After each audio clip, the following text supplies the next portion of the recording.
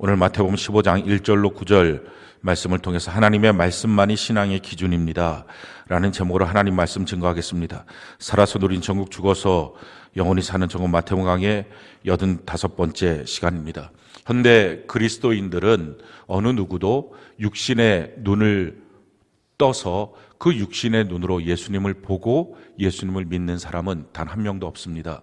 예수님은 2000년 전에 십자가에 못 박혀 죽으시고 3일 만에 부활하셔서 40일 동안 마지막 사역을 이 땅에서 하시고 하늘로 승천하셔서 하나님 보좌 우편에 앉아 계시기 때문입니다. 그래서 우리가 지금 이 지상에서 살면서 성육신하신 예수님을 육신의 눈을 뜨고 그 예수님을 보고서 믿을 수는 없습니다. 성경이 우리에게 이와 같이 말씀합니다. 히브리서 12장 2절 우리가 한번 한 목소리 읽어볼까요? 시작.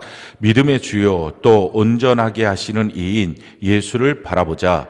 그는 그 앞에 있는 기쁨을 위하여 십자가에 참사 부끄러움을 개의치 아니하시더니 하나님 보좌 우편에 앉으셨느니라. 지금 예수님은 하나님 보좌 우편에 앉아 계셔서 우리가 육신의 눈을 뜨고 성육신하신 예수님을 이 땅에서 찾을 수도 없고 볼 수도 없고 예수님을 보고서 믿을 수는 없다 하는 것입니다. 그럼 예수님은 지금 하나님 보좌 우편에 앉으셔서 무엇을 하고 계십니까? 히브리서 7장 24절로 25절 우리가 한번 한 목소리 읽어봅시다. 시작. 예수는 영원히 계심으로 그 제사장 직분도 갈리지 아니하느니라. 그러므로 자기를 힘입어 하나님께 나아가는 자들을 온전히 구원하실 수 있으니 이는 그가 항상 살아 계셔서 그들을 위하여 간구하심이라. 두 가지 일을 하시는데 예수님을 힘입어 구원을 받기를 원하는 자들을 구원하시고 두 번째는 그렇게 구원받은 하나님의 백성들을 위하여 중보하며 기도하신다 하는 것입니다. 만약에 여러분들의 삶 속에 여러분들 주변에 믿는 자들이 없어서 나를 위해 기도해 줄 수 있는 부모도 없고 나를 위해 기도해 줄 수 있는 형제 자매가 없습니다 하시는 분들이라 할지라도 예수님이 성도들 한 사람 한 사람을 위하여 중보하며 기도하시니 언제든지 넉넉하게 승리하게 될 줄로 믿습니다. 그러면 지금 우리 가운데 누가 계십니까? 성령 하나님이 계십니다. 또 다른 보혜사가 되시는 성령님을 보내주셔서 우리와 함께 하셔서 영원히 우리와 함께 하시고 또 고아처럼 버려두지 않겠다 말씀하셨습니다. 육신으로 임재하신 예수님보다 성령 하나님이 지금 우리 가운데 계신 것이 훨씬 더 우리에게 유익하다고 성경은 말합니다. 왜냐하면 육신으로 이 땅에 오신 예수님은 시간과 공간의 제한을 받으시지만 성령으로 오신 우리 성령 하나님은 지금 모든 사람에게 동시에 역사할 수 있기 때문에 훨씬 더 유익한 것입니다. 그럼에도 불구하고 우리의 육신의 눈을 뜨고 예수님을 보고 믿을 수는 없다 하는 것입니다. 내가 본 적도 없고 내가 또한 그의 음성을 들은 적도 없는데 어떻게 우리가 예수님을 믿을 수 있을까? 성경은 우리가 보지 않고 믿는 것이 우리의 믿음의 현 주소다라고 하는 것을 가르쳐 줍니다. 베드로전서 1장 8절로 9절 우리가 한번 한 목소리 읽어볼까요? 시작. 예수를 너희가 보지 못하였으나 사랑하는도다. 이제도 보지 못하나 믿고 말할 수 없는 영광스러운 즐거움으로 기뻐하니 믿음의 결국 곧 영혼의 구원을 받음이라. 우리가 보지 못하였으나 그분을 말할 수 없는 기쁨으로 즐거워하면서 사랑하면서 믿고 있다라는 것입니다.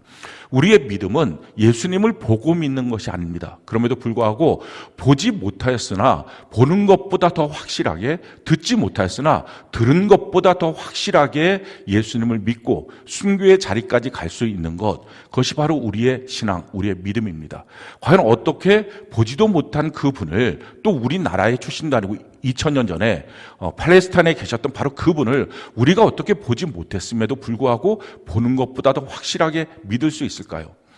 성경에서 우리에게 가르쳐주는 방법이 있습니다. 예수님의 제자 중에 도마라고 하는 제자가 있는데 이 도마라고 하는 제자는 예수님이 부활하셨을 때 그 자리에 없었습니다. 근데 예수님이 부활하셔서 제자들에게 왔을 때 예수님의 그 손을 보여주면서 손바닥에 있는 못자국을 또 옆구리에 창자국을 보여주면서 내가 예수다, 내가 부활했다 라고 하는 걸 가르쳐 주셨습니다. 그리고 예수님이 가시고 난 다음에 그 제자들이 도마에게 예수님이 부활하셨어, 지금 우리 가운데 나타나셨어 라고 말합니다. 그의 손에 있는 못자국도 또 옆구리에 있는 창자국도 우리가 다 봤어 라고 말하니까 도마가 내 손으로 예수님의 손에 있는 못자국을 만져보고 또 내 손으로 옆구리에 있는 창자국을 만져보기 전까지는 내가 절대로 믿을 수 없어. 어떻게 죽은 이가 살아나? 이렇게 믿었다라고 하는 주변의 제자들의 말을 부인합니다. 그랬을 때 6일이 지나고 난 다음에 도마도 같이 있을 때 예수님이 그 자리에 오셔서 그 도마에게 말씀하십니다. 와서 너가 그 손으로 내 손에 있는 못자국을 만지고 내 옆구리에 있는 창자국을 만져라. 그러면서 말씀하십니다. 너가 믿지 못하는 자가 아니라 믿는 자가 돼야 된다 라고 말합니다. 그러면서 예수님이 이어서 하시는 말씀이 너는 보고 믿느냐? 보지 않고 믿는 것이 훨씬 더 것이 복된 거다. 그렇다면 어떻게 보지 않고도 우리가 보는 것 이상으로 믿을 수 있을까? 그 내용을 설명을 합니다. 이렇게 말씀을 하시죠. 요한복음 20장 29절로 31절 우리가 참원한 목소리 한번 읽어볼까요? 시작. 예수께서 이르시되 너는 나를 본 거로 믿느냐? 보지 못하고 믿는 자들은 복되도다 하시니라. 예수께서 제자들 앞에서 이 책에 기록되지 아니한 다른 표적도 많이 행하셨으나 오직 이것을 기록함은 너희로 예수께서 하나님의 아들 그리스도이심을 믿게 하려 함이요 또 너희로 믿고 그 이름을 힘입어 생명을 얻게 하려 함이니라. 너희가 보지 않고도 믿을 수 있는 방법, 그것은 예수님 말씀하시는 것입니다. 성경을 통하여 믿는 것이다. 이 성경은 예수님이 하나님의 아들, 하나님이시고 그분이 그리스도, 우리의 구원자고 주님이신 것을 믿게 만드는 것이고 그것을 믿음으로 너희가 생명을 얻게 되는 것이다 라는 것입니다. 우리가 보지 않은 예수님을 어떻게 본 것보다 더 확실하게 믿을 수 있습니까? 성경을 보고 성경을 믿어서 그 성경을 통하여 예수님을 믿게 된다는 것입니다. 성경은 우리를 완전하게 구원할 수 있는 조금도 부족함이 없는 충분한 책입니다. 성경이 우리에게 이렇게 말합니다. 디모데후서 3장 15절로 17절 우리가 한번 목소리 읽어볼까요? 시작.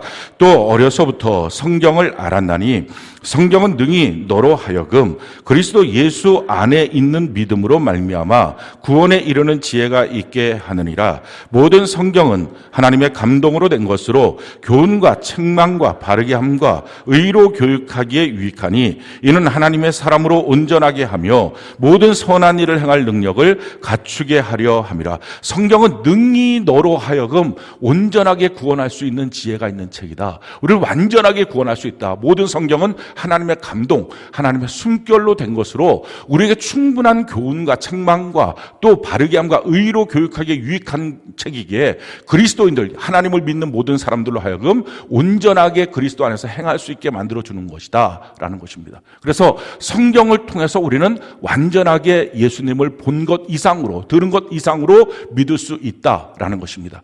성령께서 교사가 되셔서 그 성경을 통해서 우리에게 예수님을 충분히 믿을 수 있도록 가르쳐 주신 것입니다. 그것은 지금 우리들만 그런 게 아니라 초대교회 성도들도 동일하게 그랬습니다. 성경이 이와 같이 말합니다. 사도행전 17장 2절 우리가 한번 목소리 읽어볼까요? 시작.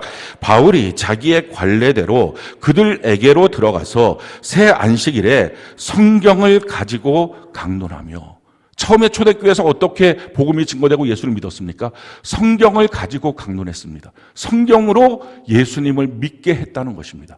또한 과연 설교자가 하는 그 말이 정말 하나님의 말씀인지 아니면 사람의 말인지 무엇으로 성도들이 확증을 갖고 믿게 되었느냐? 마찬가지입니다. 성도들도 성경을 통해서 확증을 가졌다라는 것입니다.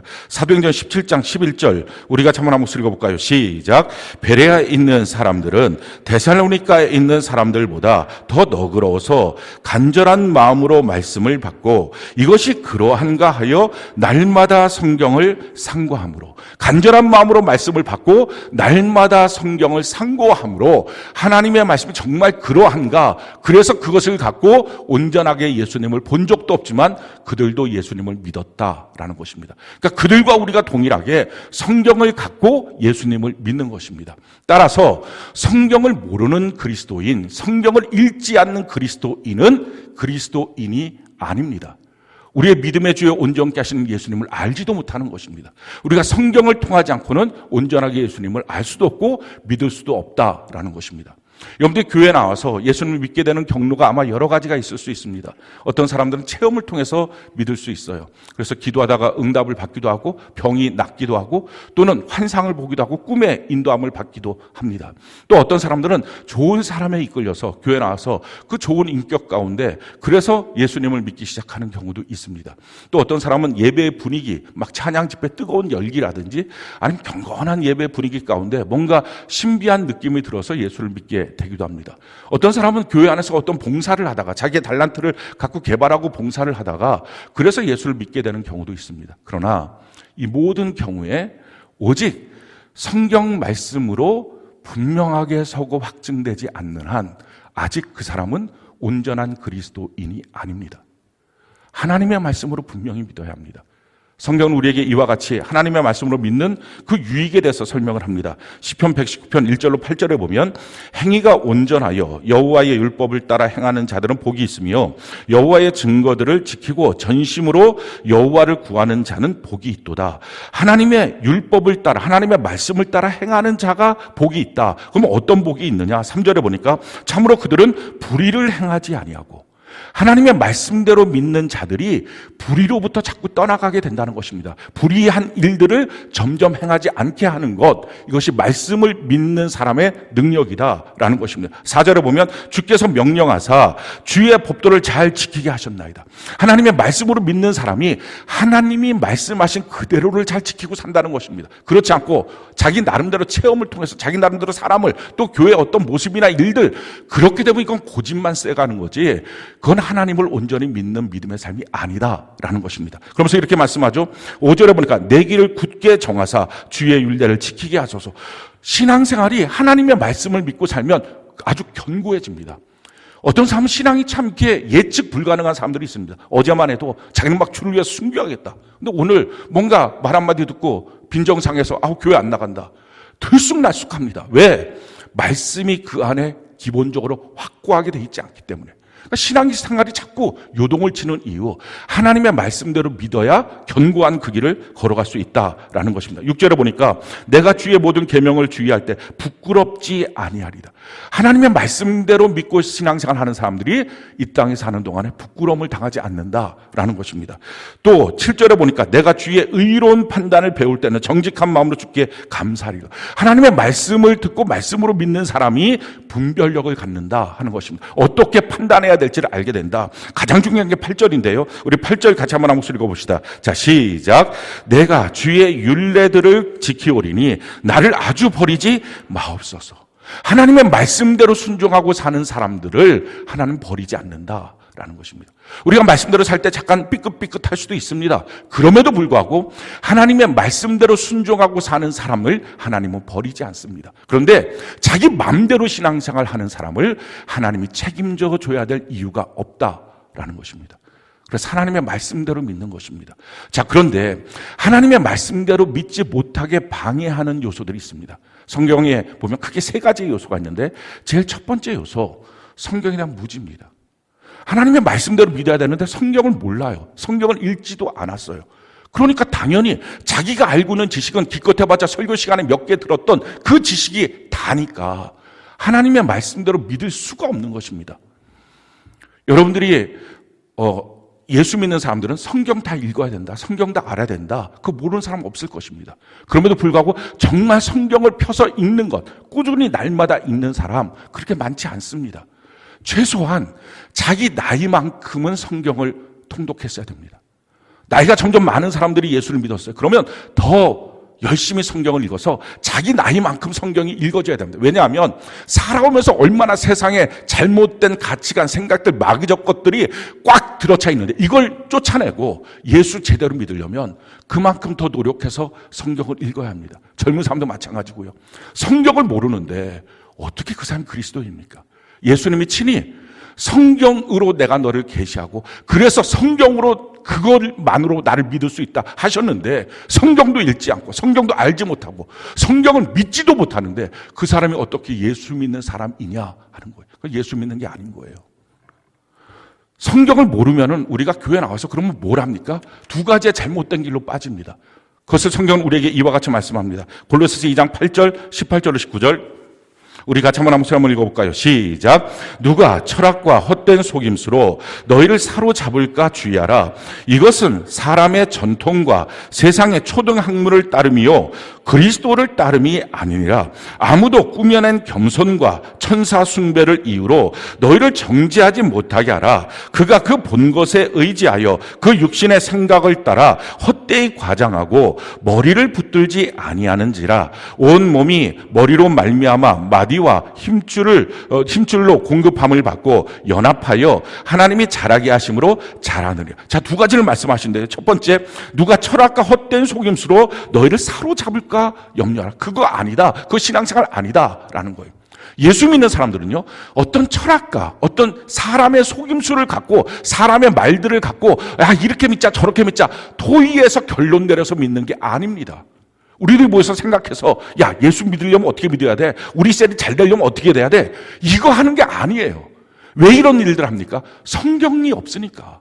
하나님의 말씀에 무지하니까. 이걸 할 필요가 없는 게 이미 우리에게 선한 길을 하나님은 다 보여주셨어요. 성경에 신앙생활을 어떻게 해야 되는지, 예배는 어떻게 해야 되는지, 기도는 어떻게 해야 되는지, 셀은 모여서 또 어떻게 해야 될 것인지, 가정생활은 어떻게 해야 될 것인지, 회사생활, 나라생활 다 어떻게 해야 될 것인지 아주 구체적으로 다 말씀하셨는데 성경에 무지하니 그저 사람들끼리 세상에서 만나는 것처럼 모여서 우리가 어떻게 하면 좋을까, 우리가 어떻게 하면 좋은 길을 갈까 엉뚱한 노력들을 한다는 것입니다. 근데 성경이 뭐라고 말해? 그것은 그리스도를 붙잡는 길이 아니다라는 거예요. 그건 예수 믿는 게 아니에요. 그러니까 누구든지 교회에서 그런 말을 하거든 여러분 귀를 닫아야 합니다. 그건 예수 믿는 길이 아니야. 분명히 알아야 합니다. 자, 또 한 가지 엉뚱하게 잘못된 길로 가는 게 뭡니까? 꾸며낸 겸손, 천사 숭배를 이유로 너희를 정죄하지 못하게 하라. 그가 그 본 것에 의지하여 그 육신의 생각을 따라 헛되이 가져. 신비주의에 빠져. 내가 꿈에 뭘 이런 거 봤고 꿈 얘기 맨날 하는 사람. 뭐가 이렇고 저렇고. 근데 뭐라고 말해? 그것은 머리를 붙드는 게 아니다. 그 머리 대신 예수님 붙드는 신앙이 아니다라는 거예요. 그러니까 이와 같이 말씀을 떠나게 되면 자기의 생각에서 머물든지 아니면 어떤 신비적인 것들 뭐 이런 것들에 머무는데 그것은 그리스도를 믿는 신앙이 아닙니다. 예수 믿는 사람은 어떻게 믿어야 됩니까? 성경이 이렇게 말하죠. 요한계시록 1장 3절 우리가 한번 목소리 읽어볼까요? 시작. 이 예언의 말씀을 읽는 자와 듣는 자와 그 가운데 기록한 것을 지키는 자는 복이 있나니 때가 가까우니라. 마지막 때가 되면 될수록 어떻게 해야 됩니까? 예수 그리스도가 우리에게 주신 이 성경 말씀 읽고 듣고 지켜 행하는 것입니다. 이것이 복 있는 것입니다. 그래서 어떤 경우라도 날마다 하나님의 말씀을 읽는 것, 그리고 저녁 때가 되면 그 말씀대로 내가 과연 살았는지를 자기를 점검해 보는 시간, 이것이 그리스도인에게 있어서 필수입니다. 아직도 혹시 여러분들 가운데 매일 성경 통독 큐티 이것이 자기의 거룩한 습관이 안 돼 있는 분들은 꼭 명심하십시오. 예수 제대로 믿으셔야 합니다. 마지막 때가 가까우면 가까울수록 예수 제대로 못 믿고 주님 앞에 서는 그날 너 제대로 믿은 적 없어. 너 그냥 교회당만 왔다 갔다 하고 예배 시간에만 왔다 갔다 했을 뿐이지 너가 언제 제대로 나를 알고 내가 너한테 말하는 것을 제대로 듣고 믿은 적이 있니? 라는 질문이 얼마나 참혹한 질문이겠냐는 거예요. 하나님의 말씀을 제대로 듣고 제대로 알고 바르게 믿는 것이 반드시 필요합니다. 이건 건성으로 해서는 안 됩니다. 꼭 열심히 그 하나님의 말씀을 성경을 읽고 또 하나님의 말씀을 듣고 지켜 행하는 일에 집중되는 은혜가 있기를 바랍니다. 두 번째, 우리의 신앙, 말씀대로 사는 신앙을 방해하는 것, 그것이 세상 풍조입니다. 세상 풍조라는 말이 뭡니까? 사람들이 다 그걸 맞다라고 말하고 있는 거예요. 그래서 다른 말로 말하면 상식일 수 있어요. 우리의 신앙은 세상 풍조와 역행합니다. 왜 역행하느냐? 성경이 우리에게 이렇게 말하죠. 에베소서 2장 2절 우리 같이 한번 읽어볼까요? 시작. 그때 너희는 그 가운데서 행하여 이 세상 풍조를 따르고 공중의 권세 잡은 자를 따랐으니 곧 지금 불순종의 아들들 가운데서 역사하는 영이라. 세상 풍조는 누가 만들었다는 거예요? 불순종의 아들들 가운데 역사하는 더러운 귀신들, 공중의 권세 잡은 악한 마귀가 만든 것이다 라는 것입니다. 그러니 하나님을 믿는 사람이 어떻게 세상 풍조대로 삽니까? 성도들이 착각하는 것은 이겁니다. 우리가 세상에 빛처럼 소금처럼 영향력을 행사해야 된다. 이 말을 착각해서 상식에 차 있는 그리스도인이 돼야 된다. 이렇게 말들을 바꿔놓는 거예요. 어떻게 세상 상식과 하나님의 말씀을 갖고 있는 우리가 같을 수 있어요? 세상 사람들이 사는 방식대로 어떻게 우리가 살아갈 수 있습니까? 하나님의 말씀은 세상과 전혀 구별된, 어둠에서 구별된 빛처럼, 썩는 것에서 구별된 소금처럼 완전히 살아가서 세상을 바꾸는 거지, 세상 사람처럼 우리가 사는 것이 그리스도인이 아니라는 거예요. 성경은 우리에게 분명히 이와 같이 말씀합니다. 요한복음 15장 18절 17장 14절 우리가 한번 한번 읽어볼까요? 시작. 세상이 너희를 미워하면 너희보다 먼저 나를 미워한 줄을 알라. 내가 아버지의 말씀을 그들에게 주었사오매 세상이 그들을 미워하였사오니 이는 내가 세상에 속하지 아니함 같이 그들도 세상에 속하지 아니함으로 인함이니이다. 내가 아버지의 말씀이 들어온 사람은 세상에서 미움받는 것입니다. 세상에서 만약에 미움받지 않고 있다면 온전한 그리스도인이 아닙니다. 그러나 우리가 헛된 잘못된 일들로 세상에서 미움받지 마십시오.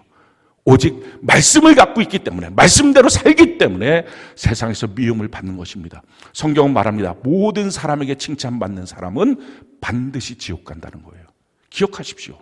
여러분들 가운데 혹시 모든 사람한테 칭찬받고 싶고 그렇게 삽니까? 그렇지 않아요.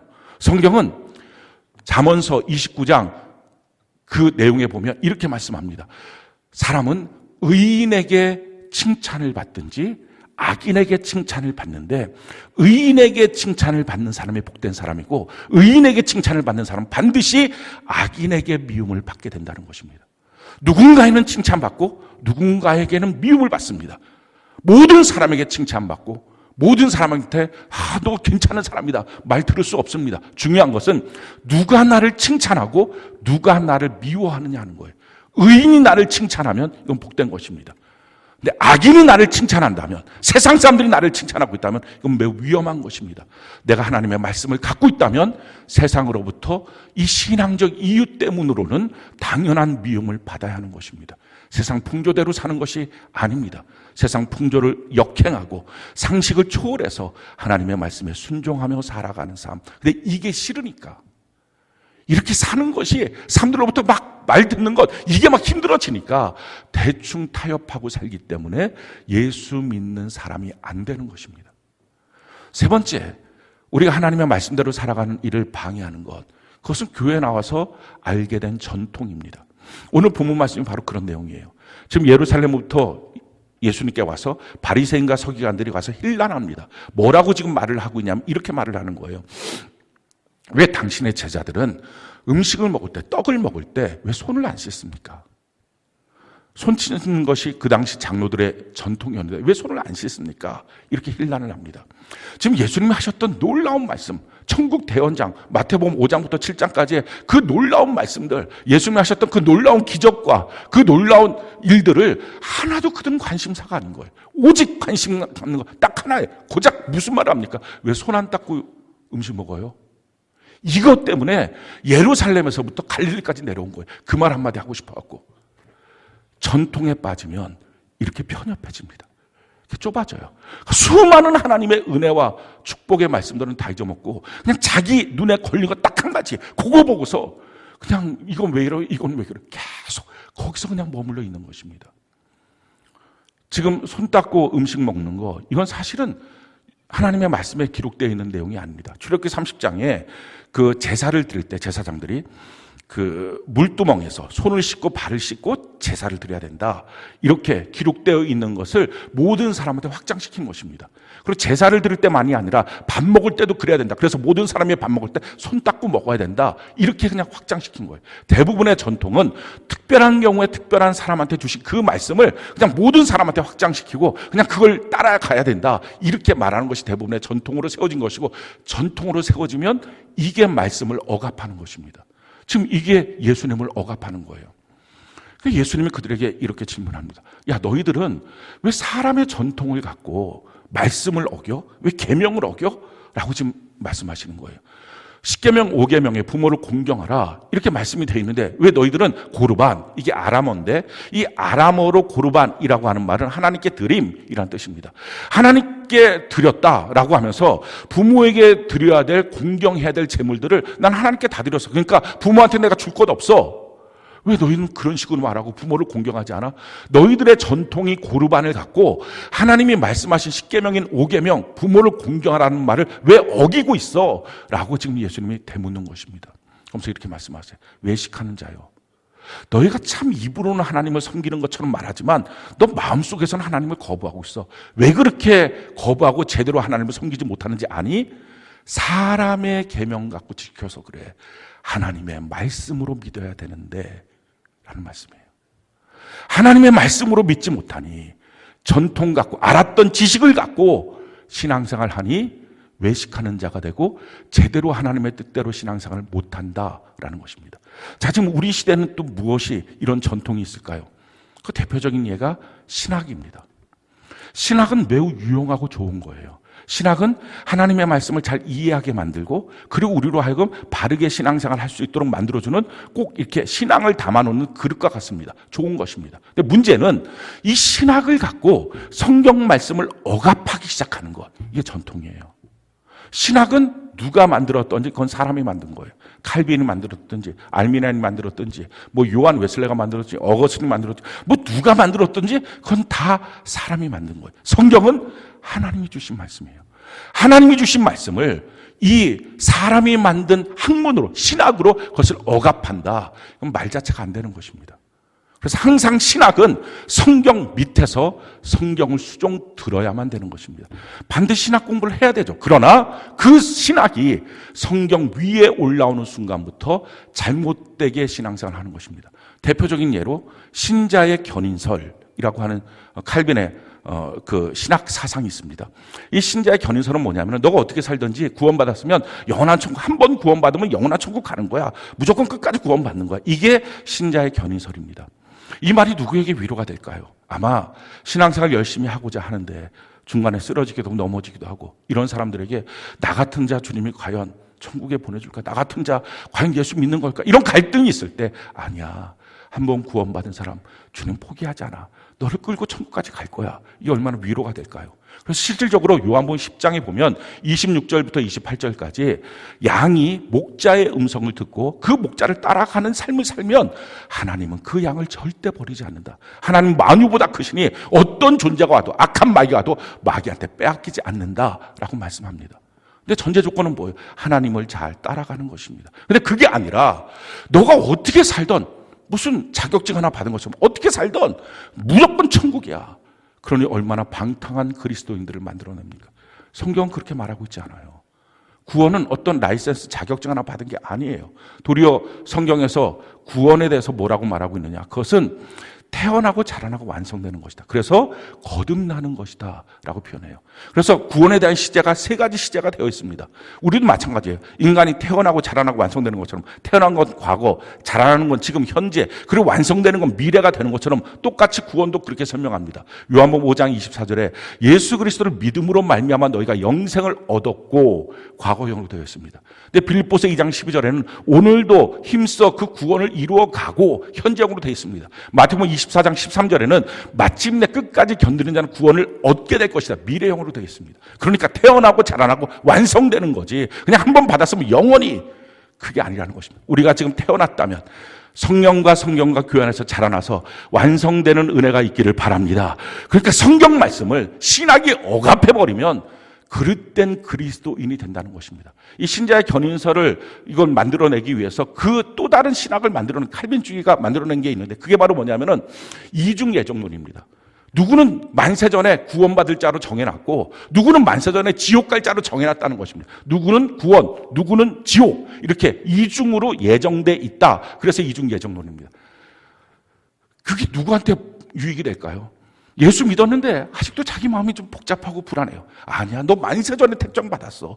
너 그러니까 걱정하지 마, 두려워하지 마. 이런 사람들에게는 그 말씀이 유익이 되겠죠. 그렇지만 그냥 만약에 이 말씀이 그냥 보편적으로, 그러니까 전통이라는 건 뭐예요? 뭐 특별한 경우에 특별한 사람한테 해야 되는데 이걸 보편적으로 적용하면 그러면 이 고등칼빈주의자들이 그래서 어떻게 합니까? 전도할 필요가 없다는 거예요. 왜? 어차피 예수 믿을 사람은 예수 믿을 건데 뭐 구태여 내가 가서 욕먹으면서 전도하느냐. 예수님은 이 땅에 전도하기 위해서 오셨는데 그러니까 성경과 정반대로 엉뚱한 방향으로 자기 인생을 끌고 가는 것입니다. 이것이 잘못된 신학의 문제입니다. 성경 뭐라고 우리에게 말하고 있어요? 누구는 처음부터 천국, 처음부터 지옥 그렇게 말하고 있지 않아요. 성경이 우리에게 이렇게 말씀을 합니다. 에베소서 1장 4절 우리가 한번 한 목소리 한번 읽어볼까요? 시작.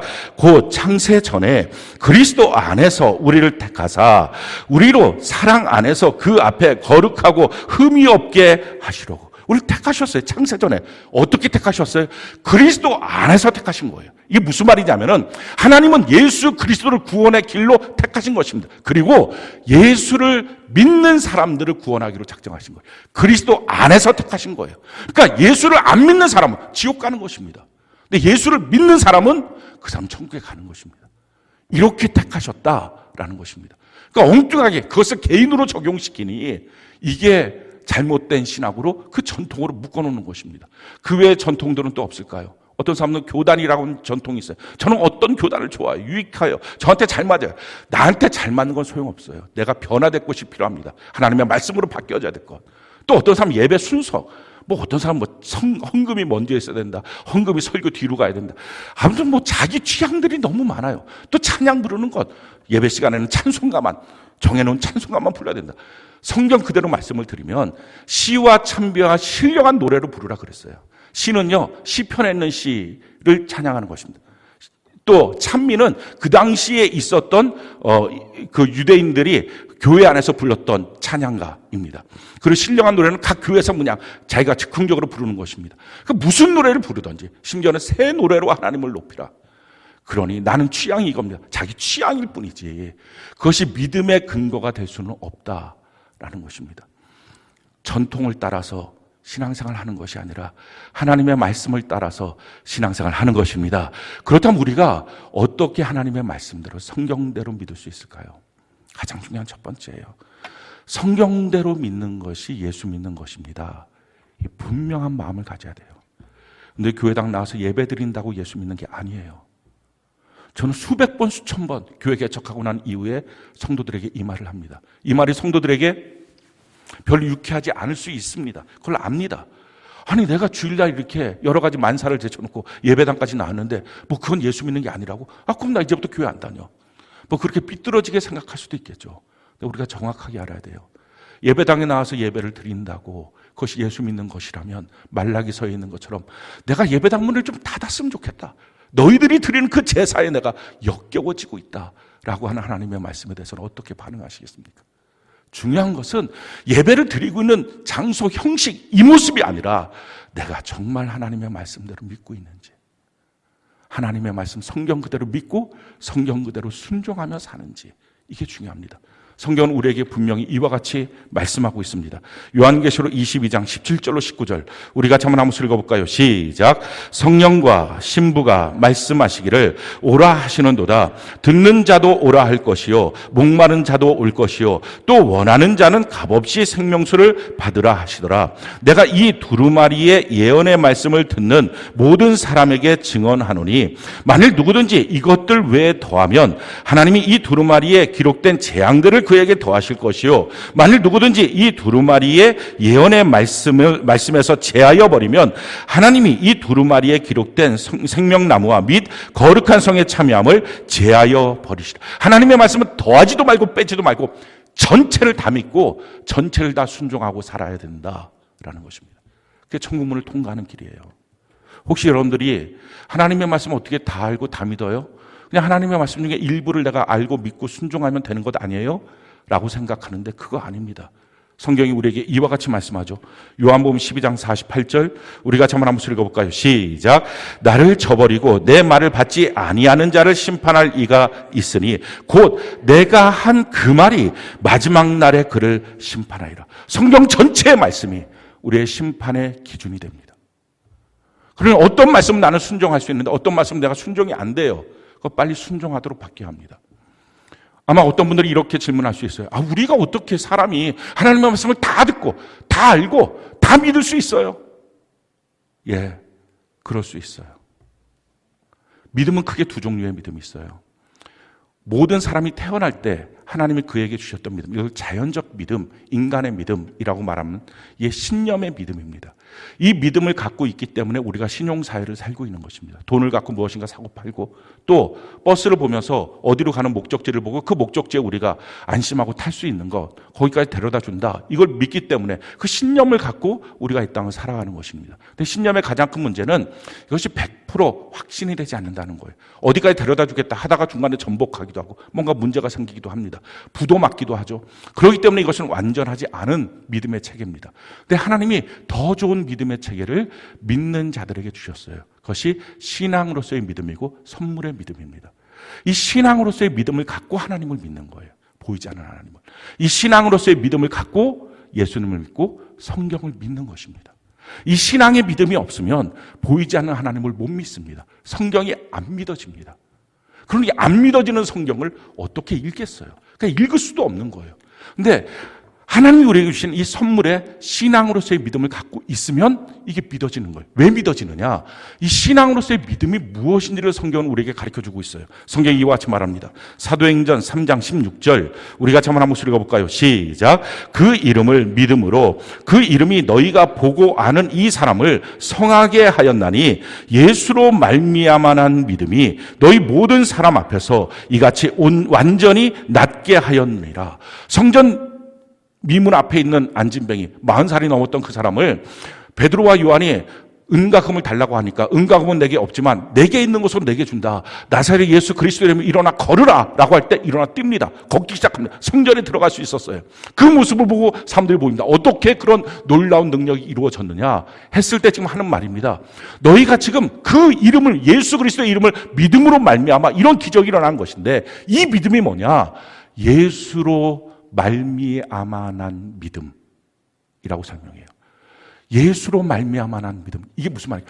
예수 믿음이라는 거예요. 예수 믿음. 예수의 출처를 갖고 있는 믿음.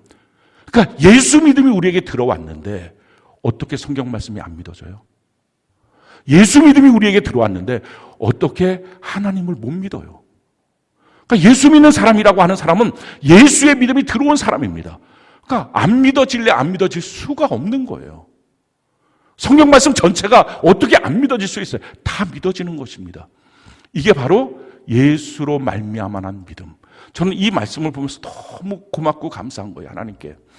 제 머리부터 발끝까지 중에 뭐 하나 괜찮은 게 뭐가 있어요? 완전히 죄로 꽉 차버린 죄장아치. 성경 그대로 말하면 마귀 자식. 죄와 사망으로 완전히 썩어버린 완전 타락한 존재. 이게 저 아닙니까? 하나도 건져낼 게 없어서 지옥불로 보낼 수밖에 없는, 거기서 불쏘시개밖에 될 수밖에 없는 게 바로 저라고 하는 사람이에요. 근데 이런 나에게, 완전히 죄로 타락한 나에게 예수님 것이 들어온 거예요. 예수의 믿음. 이게 얼마나 고맙고 감사합니까? 내 안에 가치 있는 것 중에 한 가지. 아니, 내 안에 모든 것 중에 나머지는 다 가치가 없고 가치 있는 것 딱 하나, 예수의 믿음. 근데 그 예수의 믿음을 붙잡고 살면 내가 다 바뀌기 시작해요. 이게 바로 예수의 장성한 분량이 이렇게까지 자라나는 것입니다. 그래서 예수님처럼 돼서 예수님의 나라인 천국에 가는 거예요. 달란트 비유가 있어요. 한 달란트 받은 사람 땅에다 묻어놨어요. 그리고 그냥 혼자 살고 있다가 주인이 왔어요. 너 달란트 준 거 갖고 와봐라. 주인이 주신 거 그대로 내가 묻어놨어요. 그럴 때 주인이 말합니다. 이 악하고 게으른 종아, 너 그 달란트를 줬으면 달란트를 갖고 너의 인생을 살아야지. 동일해요. 우리에게 이렇게 예수의 것을 주셨어요. 예수의 믿음을 주셨으면 이 믿음으로 인생을 살아야지. 이게 믿음으로 사는 삶 아닙니까? 믿음으로 살아야지. 믿음은 교회 올 때나 툭툭 쳐서 먼지 털고 들고 오고 팽개치고 있다가 그냥 세상 풍조대로 내 마음대로 살고 있다가 그냥 그렇게 하고 있다 어느 날 주님 앞에 서게 되면 이 악하고 게으른 종아, 밖에 나가 이를 가며 슬피 울미 있으리라. 2달란트 5달란트 받은 사람, 그 달란트를 갖고 달란트에 자기의 인생을 걸고 살았어요. 남기는 인생을 삽니다. 믿음으로 사는 삶, 내게 주신 가치는 믿음 하나인데 그 믿음으로 살지 않으니까, 믿음은 팽개치고 그냥 내 마음대로 사니까 어느 날 말씀대로 믿고 살아야 될 믿음을 보여줘야 될 그때에 믿음을 못 보이는 거예요. 교회는 맨날 나와서 종교회는 됐지만 믿음의 현장이 없는 것입니다. 평상시에 믿음으로 사는 삶, 이거 사는 거예요. 성경 전체를 믿을 수 있는 믿음 주신 거예요. 이 믿음, 길 가다가 하나님이 툭툭 아무에게나 무작위로 주신 게 아닙니다. 하나님은 은혜 베풀 자에게 은혜를 주시고, 그래서 성경은 말합니다. 하나님의 말씀이 안 믿어져요. 예수님이 안 믿어져요. 정말 믿고 싶은데도 안 믿어져요. 그런 사람들 어떻게 하는 거예요? 믿음을 들으면 그리스도의 말씀이니 계속 듣고 계속 읽고 막 어떻게 하든지 몸부림치면서 예수님 믿고 싶어요. 제대로 믿고 싶어요. 어느 날 정말 느닷없이 선물처럼 예수님의 믿음이 내 안에 쑥 들어오는 거예요. 그토록 믿으려고 애썼는데도 안 믿어졌던 그 말씀이 그냥 믿어져 버리는 거예요. 그것을 로마서 1장 17절에 믿음에서 믿음으로 이룬다는 거예요. 내가 열심을 냈던 그 믿음에서 어느 날 믿어져 버리는 믿음으로 된다는 거예요. 이게 그리스도인이에요. 그러니 나는 안 믿어져서 못 믿는데요, 더 열심을 내세요. 정말 그 믿음이 하나님이 믿음의 선물, 예수의 것을 내게 주실 수 있는 사람이 되도록, 정말 쓰레기 같은 나에게 고귀한 보석보다 더 귀한 것을 주실 수 있는 사람이 될 만큼 주님을 갈망하세요. 목마른 사슴이 시냇물을 찾듯이 그렇게 성경을 읽고 말씀을 들어보세요. 저도 동일했어요. 저도 태어날 때부터 느닷없이 믿음이 갖춰져서 예수님 믿게 되고, 그거 아니에요. 도리어 모태신앙이니까 전통적인 곳에서 쌓여 있어서 예수님 더 안 믿어졌어요. 내가 알고는 지식이지 그게 믿음이 아니었어요. 근데 정말 예수님 믿고 싶었어요. 다른 사람은 정말 예수님 믿는다는데 나는 진짜가 아닌 걸 내가 알았거든요. 진짜 믿고 싶었어요. 그러던 어느 날 선물로서의 그 믿음이 들어오는 거예요. 성경을 펴니까 믿어지는 거예요.